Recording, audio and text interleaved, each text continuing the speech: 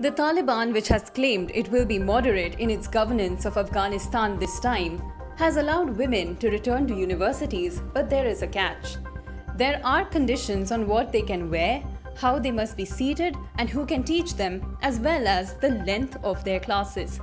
Pictures shared by local Amarj News, but not verified, appear to show how classes are being conducted in Afghanistan.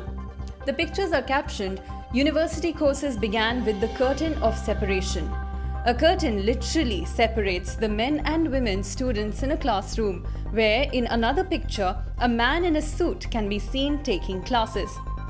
The women, however, are wearing hijabs.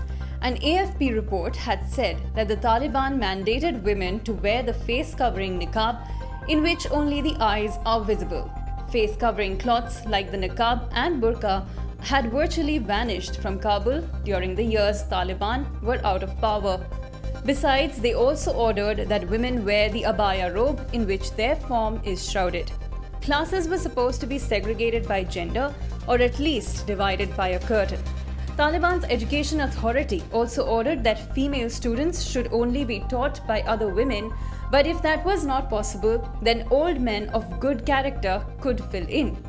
The decree further said universities are required to recruit female teachers for female students based on their facilities, and men and women should use separate entrances and exits.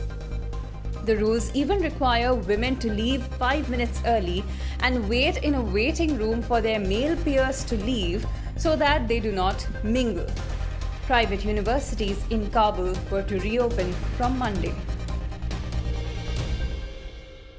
Subscribe to One India channel and never miss an update.